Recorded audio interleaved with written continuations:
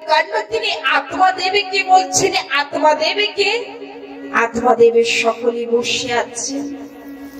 গোকাণ্ড তিনি বলছেন, বাবা এই মোহকে ছেড়ে দিয়ে ঠাকুরের স্বর্ণগত হয়ে যাও।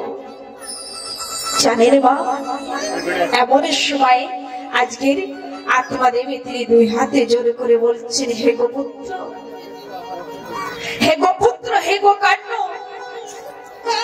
আজকের যে আমি পাপী করেছি, আমি যে বড় ভুলে করেছি, আজকের তুমি আমাকে সেই মন্ত্র দাও, আমি আজকের ঠাকুরের নামে করতে চাই। আজকের সন্তানে হয়ে পিতাকে আজকের ঠাকুরের নামে দিচ্ছেন। কি মন্ত্র দিয়েছেন? ওম নমো ভগবতে বাসুদেবায়, ওম নমো ভগবতে বাসুদেবায়, ওম নমো ভগবতে বাসুদেবায়, ওম নমো ভগবতে বাসুদেবায়। এই মন্ত্রকে দিয়েছেন গোকাণ্ড তিনি আত্মা দেবীকে। আত্মা দেব তিনি এই মন্ত্রকে নিয়ে কোথায় গিয়েছেন? আজকের মধুময় বৃন্দাবনে। এখনো সেই মধুময় বৃন্দাবনে মধুবনে আত্মা দেব তিনি এই নামকে জপ করতে করতে আমার ঠাকুরকে দর্শনে পেয়েছিলেন। কিছু করার প্রয়োজনে নাই। যদি মনে করেন যে ঠাকুরকে পেতে হলে অনেকে মন্ত্র আদি করতে হবে, ধ্যানে করতে হবে, তপে করতে হবে, লাখো লাখো বছরে ধরে ধ্যানে তপে করলেই ঠাকুরকে পাওয়া যাবে। মা, একটা মন্ত্র কৃষ্ণ নামে, রাধা নাম আর ভাগবতের প্রণামে মন্ত্র কি জানেন? এখানে এসে যখনই প্রণামে করবেন না, তা এই মন্ত্রকে বলেই প্রণামে করবেন, ওম নমো ভগবতে বাসুদেবায়। আর এই মন্ত্র যদি সকলের সময় দিনে রাতে 24 ঘন্টা যদি মুখে মুখে যদি মনে মনে চিন্তনে করতে পারেন, যদি বলতে পারেন, তা সেই অন্তিমে কালে আমার সেই রাধারানী, আমার সেই গোবিন্দ এসে এই হাতে ধরে বাড়ি করে নিয়ে চলে যাবে বৈকুণ্ঠ ধামে। আজকের গোকাণ্ড তিনি নিজের পিতাকে এই মন্ত্র দিয়েছেন। এদিকে ওই দুষ্ট ধুন্দকারী কি করলেন? মা তিনি রান্না করছেন মাকে। ধুন্দকারী, ধুন্দকারীর মায়ের নাম কি? ধুন্দলি। ধুন্দলি তিনি বসে বসে রান্না করছেন মা। আর এমন সময় ধুন্দকারী তিনি এসে মাকে বলছেন, মা, ও মা, আমাকে টাকা চাই, টাকা দাও। মা বলছেন, আমার কাছে টাকা নেই। ও মা, যে সময় না বলেছেন যে আমার কাছে কোনো টাকা নেই, সেই সময় জানেন কি বললেন? উচ্চরে শুনে বলছেন যে আজকে যদি আমাকে টাকা না দাও, তাহলে যে কাঠি দিয়ে রান্না করছো, এই কাঠি দিয়ে তোমার উপরে প্রহারে করব। আর টাকা কোথায় লুকিয়ে রেখেছো? টাকা বের করে নেব। আজকের এই ধুন্দলি তিনি মনে মনে চিন্তনে করছেন, আমি যে বড় ভুল করেছি। আজকের ওই ফলকে যদি আমি গাভীকে না দিয়ে যদি আমি পেতাম, তাহলে আমার ঘরে গোকাণ্ডর মতন একটি পুত্র আমার ঘরে জন্মগ্রহণ করত। আমি এই মুখে কেমন ভাবে এই মানবীকে দেখাবো? দেখেন, আজকের কুপুত্রের কারণে, সন্তানের কারণে বাবাও তিনি চলে গিয়েছেন। এদিকে ধুন্দলি তিনি কুয়ার ভিতরে নিজের শরীরকে ছেড়ে দিয়েছেন, রাতের বেলায় সকলের চোখের আড়াল হয়ে। যদি কুপুত্রী ঘরে থাকে, কুপুত্রী ঘরে থাকে, তাহলে মাতা পিতার দশা এরকমই হয়। কেননা এই মানবীকে, এই সমাজকে মুখে দেখাতে পারে না, তখনই মাতা পিতাকে মৃত্যু গ্রহণে করতে হয়। হে ঠাকুর ভক্তগণ, আজকের এই মাতা পিতা না থাকার কারণে গোকর্ণ তিনি তীর্থধামে চলে গিয়েছে। এদিকে ধুন্ধকারী মাতা পিতা মারা গিয়েছে, বড় ভাই ছোট ভাই বাড়ির থেকে চলে গিয়েছে। এমন সময় জানেন ধুন্ধকারী মদিরা তো পানে করতে নেই, কিন্তু সঙ্গে সঙ্গে বেশ্যলায় প্রবেশ করছেন, জুয়ালায় প্রবেশ করছেন। কেননা বাড়িতে এমন কেউ ছিল না যে ধুন্ধকারীকে কিছু বলবে, সকলে চলে গিয়েছে। আর ধুন্ধকারী এক এক করে 5টি বিবাহ করেছে। 5টি বিবাহ করেছেন, এখন তাদের তো ভরণ পোষণ দিতেই হবে। এই মানবে একটা বিবাহ করে স্ত্রীর ভরণে পোষণে করতে পারে না, তা 5টি স্ত্রীর ভরণে পোষণে কোথায় থেকে করবে? ধুন্দুলির সন্তানে ধুন্ধকারী কি করছে? আজকের ডাকাতি শুরু করেছে। শাস্ত্রে বলছেন যে রাতের বেলায় ডাকাতি করতেন, দিনের বেলায় ঘুমাতেন, আর এই করে পঞ্চমী স্ত্রীর ভরণে পোষণে করছে, তাদের আহারে কেঁদেছে। আর এক এক করে কয়েক দিনই চলে যায়। একদিনই কি করেছেন জানেন? একে বড় রাজারে বাড়িতে ডাকাতি করেছেন আর দিনের বেলায় ঘুমাচ্ছেন। এমন সময় পঞ্চমী স্ত্রী এক জায়গায় বসে একের একের পরামর্শ করছে, নাকি এই দিদি শোন, আজকের আমাদের স্বামী ওই রাজারে বাড়িতে ডাকাতি করেছে, আর ওই রাজা যদি জানতে পারে তাহলে আমাদের স্বামী কিন্তু গর্দানে দেবে, সঙ্গে সঙ্গে আমাদের টাকা পয়সা তো সবে নিয়েই যাবে। এক কাজ করি, আমাদের স্বামী তো ঘুমাচ্ছে, আমরা পঞ্চমী স্ত্রী মিলে আমাদের স্বামীকে বধ করবো, মেরে দেব। দুষ্ট মানবের গতি কেমন হয়, তার মৃত্যু কেমন ভাবে হয়। তাই জানেন ধুন্ধকারী ঘুমাচ্ছেন, আজকের এই যে চুরি ডাকাতি করে পঞ্চমী স্ত্রীর ভরণে পোষণে করেছেন, আজকের সেই স্ত্রী ধুন্ধকারী ঘুমাচ্ছেন। ধুন্ধকারী ঘুমাচ্ছেন, এমন সময় এক স্ত্রী পায়ে ধরেছে, আরেক স্ত্রী হাতে ধরেছে, আরেক জনে গলা চেপে ধরছে, কিন্তু দুষ্ট ধুন্ধকারীর কিছুতেই মৃত্যু নেই। এমন সময় একজনে স্ত্রী তিনি ছুটতে ছুটতে গিয়ে জ্বলতি কয়লা এনে ওই ধুন্ধকারীর মুখের ভিতরে চেপে দিয়েছে। আর এমন ভাবে ওই দুষ্টরে মৃত্যু হয়েছে যে আজকের ওই ধুন্ধকারী প্রেত জনিতে প্রাপ্ত হয়েছে। বলে যাই জয় শ্রী রাধেকৃষ্ণ। প্রেত জনিতে প্রাপ্ত হয়েছে। আর এই ধুন্ধকারীর মৃত্যু দেহ জানেন কি করলেন? পঞ্চম স্ত্রী বাড়ির পিছনে মাটি খুঁজছে, তার ভেতরে রেখেছেন। আর পাড়া প্রতিবাসী সকলে জিজ্ঞাসা করবে, কি বলবে? তাই একের একের বলছেন, এই দিদি শোন, যদি কেউ জিজ্ঞাসা করে তাহলে বলবি আমাদের স্বামী বাইরে কাজ করতে গিয়েছে। এদিকে ওই পঞ্চম স্ত্রী সোনা গয়না যা কিছুই ছিল একে একে ভাগ করে নিয়ে চলে গিয়েছে। ঠিকই আমাদের সঙ্গে এরকম হয়, যে সময় শরীরে ছেড়ে দেবেন না, সে সময় কিন্তু আপনার টাকা পয়সা, আপনার সোনা গয়না কে নেবে? পুত্রবধূ নেবে, ছেলে মেয়ে নেবে। কিন্তু সময় থাকতে আমরা বুঝতেই পারি না যে আপনি কে, আমাদের পরে কে। আমাদের বুঝতে হবে যে কোন সময় কাকে ভালোবাসলে কার জন্য কি করতে হবে। এদিকে ধুন্ধকারীর মৃত্যু হয়েছে, গোকর্ণ তিনি তীর্থধামে জানতে পারলেন। আর তীর্থধামে বসে নিজের ভাইয়ের নামে পিণ্ডদান করেছে।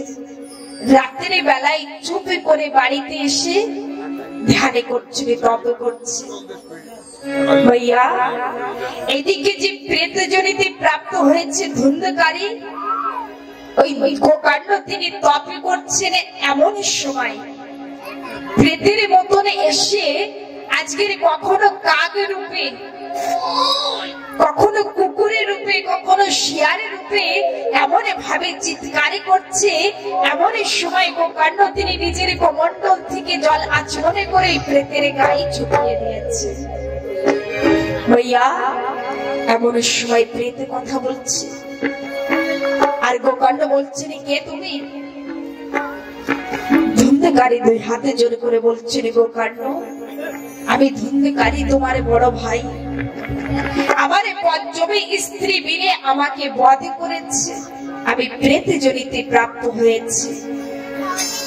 তখন এমন সময় গোকাণ্ড তিনি বলছেন, দাদা আমি তো তোমার নামে পিণ্ড দানে করেছি, যা কিছু করিনিও আছে সবে কিছু করেছি, তাতেও তোমার মুক্তি হয়নি। বলছেন না, আমি যে এত পাপে করেছি, আমার হাজার হাজারে পিণ্ড দানে করলেও আমার মুক্তি নেই। গোকর্ণ বলছেন, বেশ তুমি কিছু সময় এখানে থাকো, আমি দেখি কোনো উপায় আছে কিনা।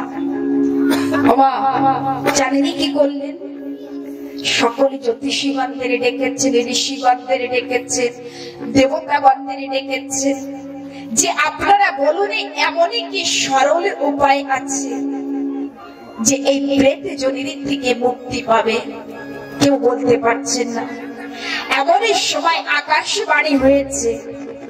আকাশে বাণীতে বলছেন যে হে গোকর্ণ, তোমার বড় ভাইকে যদি মুক্তি দিতে হয়, যদি প্রেত জনির থেকে মুক্তি পেতে হয়, তাহলে সপ্তমী দিনের শ্রীমতে ভাগবতে কথার আয়োজন করতে হবে। এ কথা চিন্তনে করবেন না, ভাগবতের কথা সাধারণ। মা আজকের সপ্তমী দিনের ভাগবতের কথা গোকর্ণ গ্রামবাসীকে ডেকেছে, সকলে এসেছে। যেমন আপনাদের এখানে একটি ভাগবতে পান্ডালে তৈরি হয়েছে, ব্যাসপীঠ তৈরি হয়েছে, তেমনি সকলে গ্রামবাসী বসেছেন। আর ওই ব্যাসপীঠের পরে বিরাজমানে কে হয়েছে? গোকর্ণ মহারাজ। কিন্তু যে প্রেতের উদ্দেশ্যে ভাগবতের কথার আয়োজন করেছে বাবা, ওই প্রেতে কোথার থেকে বসবে, কোথায় বসবে? সে তো বাতাসে রূপী না। এই ভাগবতে বলেছেন যে ভাগবতে পান্ডালে নাকি 7 গিটের একটি বাঁশ ছিল, 7 গিটের একটি বাঁশ ছিল, আর বাঁশের নিচে একটি সুরাগে ছিল। মা আর প্রেতে কি করলেন? ওই বাঁশের সুরাগে থেকে ওই বাঁশের ভিতরে স্থান গ্রহণ করেছে। আর জানেন, প্রথমে দিনে ভাগবতের কথা শ্রবণে করেছেন, আর এই 7 গিটির প্রথমে গিটে ফেটে উঠেছে। দ্বিতীয় দিনে কথাকে শ্রবণে করলেন, দ্বিতীয় গাটে ফেটে উঠেছে। তৃতীয় দিনে কথাকে শ্রবণে করলেন, তৃতীয় গাটে ফেটে উঠেছে। চতুর্থ দিনে কথা শ্রবণে করেছেন, চতুর্থ গাটে ফেটে উঠেছে। একে এক করে সপ্তমী দিনের শ্রীমতে ভাগবতের কথা শ্রবণে করেছে, আর এই 7 গিটির বাঁশ ফেটে উঠেছে। আর এমন সময় সকলে গ্রামবাসী দেখছেন, দিব্য রূপে ধরো জাতস্থূল শ্রীরাম বন্ডিতঃ পীতে বাসা ঘনিশ্যাম মুকুটি কুণ্ডলামিতঃ। অর্থাৎ বনফুলের মালা গলায় আছে, তুলসীর মালায় গলায়, স্বর্ণ মুকুটে পরে আছে, হাতে সেই মধুরী বাঁশুরি আছে, মেরি বর্ণ। সকলে অনুপমে নগরীবাসী দেখছেন যে এখানে সাথে যেন এমন অনুভবে করছে যে সেই প্রাণে গোবিন্দ শ্রী ভগবান শ্রীকৃষ্ণ দাঁড়িয়ে আছে। এমনই দেখতে গিয়েছিলেন যে প্রেতে জনিতে জন্মগ্রহণ করেছিলেন, সপ্তমী দিনের ভাগবতের কথা শ্রবণে করে প্রেতে জনির থেকে মুক্তি পেয়ে আজকের ঠাকুরের মতন রূপে পেয়েছেন। আবার তবে তো তিনি কত করুণাময়, করুণার সাগর। এমন সময় বৈকুণ্ঠ ধামের থেকে পুষ্পরথ এসেছে ভাইয়া। আর পুষ্পরথ রথে এসে ওই প্রেতকে বলছে চলো তোমাকে বৈকুণ্ঠ ধামে নিয়ে যাব। এমন সময় ব্যাসপীঠের পরে গোকাণ্ড মহারাজ তিনি বলছেন হে ঠাকুরের দূত একটু দাঁড়িয়ে যান।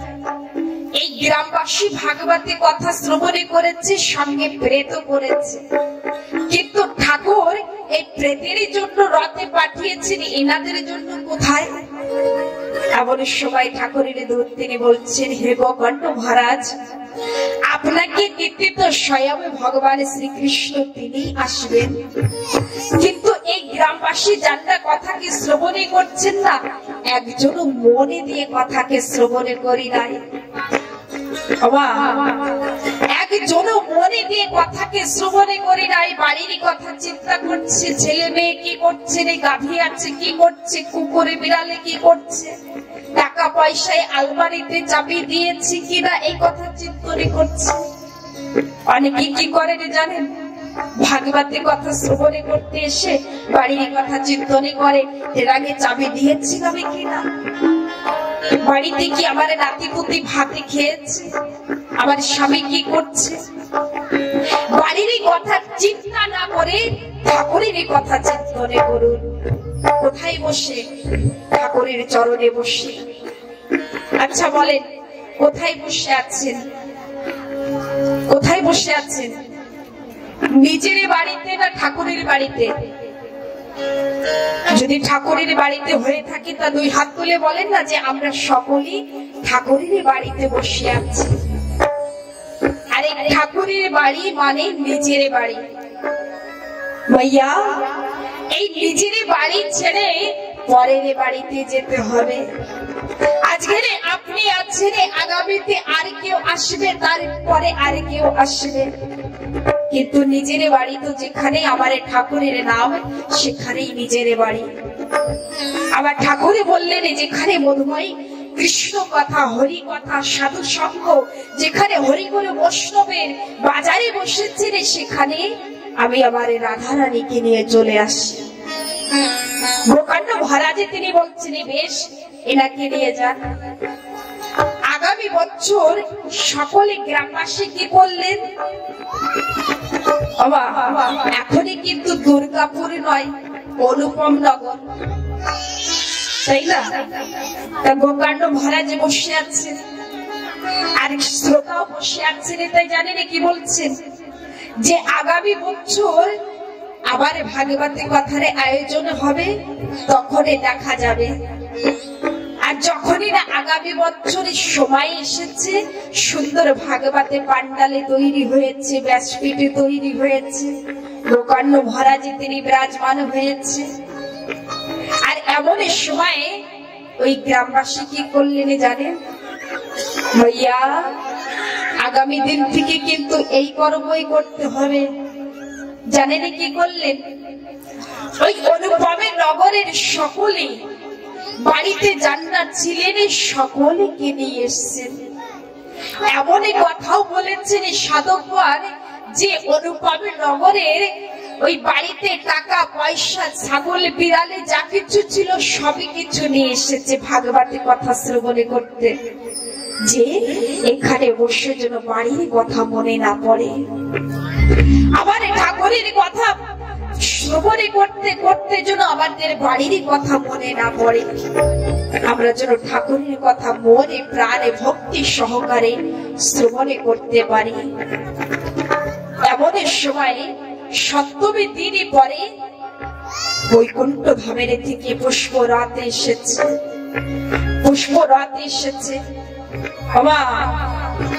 আর এই পুষ্পরথে আসারে পরে গোকাণ্ড মহারাজ তিনি ব্যাসপীঠের পরে বিরাজমানে ঠাকুরে তিনি বলছেন হে গোকাণ্ড, সর্বপ্রথমে তুমি চাপো এই রথের পরে। গোকাণ্ড মহারাজ তিনি বলছেন যে শুধু আমি কেন চাপবো, এই গ্রামবাসী এরাও তো কথাকে শ্রবণে করেছে না, তা আমি কেন চাপবো? ঠাকুর বললেন, গোকর্ণ, সর্বপ্রথমে তুমি এই রথের পরে চাপবে, তারপরে গ্রামবাসী এই রথের পরে চাপবে। তাই দেখেন, ভাগবতী কথা শ্রবণে করে আজকের সাক্ষাৎ ভগবানের শ্রীকৃষ্ণ তিনি এসেছেন। হে ঠাকুর ভক্তগণ, আজকের ঠাকুর তিনি নিজে বৈকুণ্ঠ ধামে নিয়ে গিয়েছেন। একটি কথা কি জানেন, যেখানে ভাগবতী কথার আয়োজন, জানেন দেবতাগণে ব্যাকুল হয়ে যায় যে কোথায় ভাগবতী কথা, আমরাও শ্রবণে করতে চাই।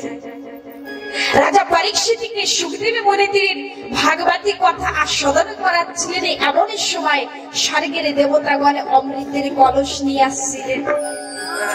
আর সুখদেব মুনিকে বলেছিলেন, হে সুখদেব মুনি, এই অমৃতের কলসকে নেন, তার বিনিময় শ্রীমতে ভাগবতে আমাদেরকে দেন। এই কথা শুনে সুখদেব মুনি তিনি মৃদুলে হাসি দিচ্ছেন। দেবতাগণে জানেন কি বলছেন, হে সুখদেব মুনি, এই অমৃতের কলসকে নিয়ে রাজা পরীক্ষিতকে পান করাবেন, আর তার বিনিময়ে আমরা এই শ্রীমতে ভাগবতকে পান করব, আস্বাদন করব।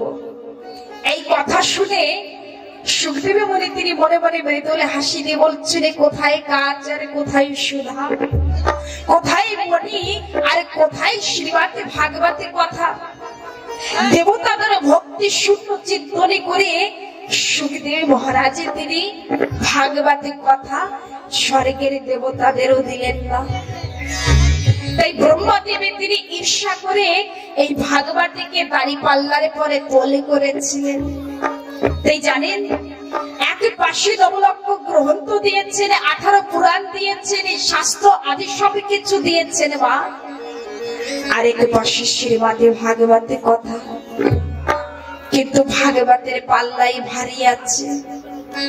এমন সময় ব্রহ্মা তিনি ইন্দ্রকে ডেকে বলছেন, হে ইন্দ্র, হে ইন্দ্র, এই ভাগবতের ভিতরে সাধারণ কোনো ভাগবতে নয়,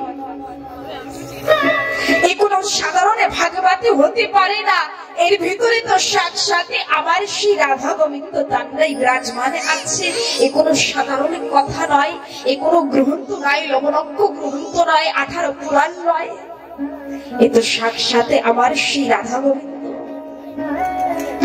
আজকের আপনাদের বড় সুবর্ণ সুযোগে এসেছে, আর সুযোগ পেয়েছেন যে এই ঠাকুরের কথা, এই ভাগবতের কথা শ্রবণে করার সুযোগ পেয়েছে। আজকের পেতে তিনি চলে গিয়েছেন বৈকুণ্ঠ ধামে, আর সকল অনুপমে নগরের বাসী গোকর্ণ মহারাজ এরা সকলে আজকের ঠাকুরের সঙ্গে বৈকুণ্ঠ ধামে চলে গিয়েছে। আচ্ছা বলেন, আপনারা সকলেই তো কথা শ্রবণে করেছে, আর এখন যদি এই মুহূর্তে আমার ঠাকুরের যদি পুষ্প রথে নিয়ে আসে, তা কে যাবেন? হরে কৃষ্ণ।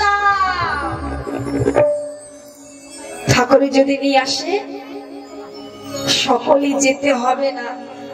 এখনো তো বাড়ির সকলকে রেখে এসেছেন, একা একাই চলে যাবেন ঠাকুরের ধামে? একা একা যাবেন নাকি? একা একা নয়, সঙ্গে আরেকজনকে নিয়ে যেতে হবে। বাড়িতে যাত্রা আছে, তারা কি করে যাবে? নিজে যদি ঠাকুরের ভক্ত হন, তার সঙ্গে সঙ্গে আরেকজনকে করার চেষ্টা করেন। যদি পাশের বাড়ির দিদি যদি সকালে বেলায় 6টার সময় ঠাকুরকে জাগাচ্ছেন, তা আপনি 5টার সময় জাগান। ঈর্ষা কোথায় করা উচিত? পাশের বাড়ির দিদি 6টার সময় জাগাচ্ছে, আমি 5টার সময় জাগাবো। পাশের বাড়ির দিদি তিলক করছে, আমিও তিলক করব। পাশের বাড়ির দিদি মালা জপে করছে, আমিও মালা জপে করব। ঈর্ষা যদি করতে হয়, আমার ঠাকুরকে নিয়ে করেন। হে ঠাকুর ভক্তগণ, নিজের শাড়ির জন্য স্বামীর সঙ্গে ঝগড়া করেছে। আমার সুন্দর শাড়ি নাই, আমার সুন্দর সোনার চেনে নাই, সুন্দর শাখা নাই, সুন্দর বাড়ি নাই, সুন্দর গাড়ি নাই, কোন সময় কি ঝগড়া করেছে? ওগো প্রিয়, আমার ঠাকুরকে রাখার জন্য সুন্দর ঘরে নাই, আমার ঠাকুরকে রাখার জন্য সুন্দর সিংহাসনের ব্যবস্থা নেই। ওগো প্রিয়, আমার ঠাকুরকে খেতে দেব এমন কিছু ভালো খাবারে নেই। আপনি জানেন বাজারে থেকে সুন্দর ফল নিয়ে আসেন, আমি আমার ঠাকুরকে ভোগে লাগাবো। এইভাবেই তো ঠাকুরের সেবা। আমরা কি কোনো সাধককে নাকি, কোন ঋষি নাকি যে জঙ্গলে গিয়ে তপে করেছি ঠাকুরকে পেয়েছি? সংসারে থেকেই ঠাকুরের চরণে পাওয়া যায়। আস্তে আস্তে করে এক এক পা থেকে আঘাতে হবে।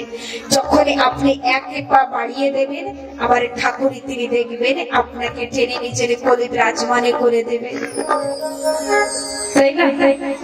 আবার ঠাকুরই তিনি দুই হাতে বাড়িয়ে বসে থাকে যে কোন সময় আমার ভক্ত আসবে আর কোন সময় আমার ভক্তকে আমি বক্ষে আলিঙ্গন করে ধরবো। কিন্তু আমরা তো বোকা, চিন্তনী করে ঠাকুরে নাই। ঠাকুরকে ডাকতে ডাকতে ঠাকুরকে পাওয়া যায় না। একটু যদি কষ্ট আসে তা ভেঙে চোরমার হয়ে যায়। ভাগবতের কথা শ্রবণী করতে এসেছে, তা কিছু কিছু কথা আঁচলের মুড়িতে দেখেছেন টাকা পয়সা সুন্দর করে কিন্তু গিটে দিয়ে বেঁধে নেয়, যাতে পয়সা পড়ে না যায়। কেননা টাকা পয়সা কিন্তু অনেক প্রিয়। তমনি টাকা পয়সার থেকে মূল্যবান ভাগবতের কথা। তাই হৃদয় মাঝে এমনই ভাবে গিটে দিয়ে নেবেন যে একটা কথাও যদি জীবনে ধারণে করতে পারেন। আমি ভাগবতের কথাই শ্রবণে করে এসেছি, তিলকে ধারণে করতে হয়। আমি ভাগবতের কথাই শ্রবণে করে এসেছি, শ্বশুর শাশুড়ির সেবা করতে হয়। ওমা, যদি ঠাকুরকে সুন্দর সুন্দর খেতে দেন, ভোগে বিলাস অনেক কিছু দিয়ে সারাদিন ঠাকুর হে গোবিন্দ হে দয়াময় করে ডাকতে থাকবেন, আর এদিকে না শ্বশুর শাশুড়ি ঘরে বসে কান্না করছে। ওমা, এদিকে তাকান, শ্বশুর শাশুড়ি ঘরে বসে কান্না করছে আর আপনি ঠাকুরকে আরতি করছেন। তা আমার ঠাকুরের সেই প্রসাদের দিকে তাকিয়েও দেখেন না যে আমার ভক্ত আমাকে কি দিয়েছে। যদি জীবনে সুখে শান্তি পেতে চান, যদি গোবিন্দর চরণে পেতে চান, তার সর্বপ্রথম নিজের ঘরে যে জ্যান্ত ভগবানে আছে, শ্বশুর শাশুড়ি মাতা পিতা, তাদেরকে আদর করেন, সম্মান করেন, ভালোবাসা দেন, তাদের সেবা দেন।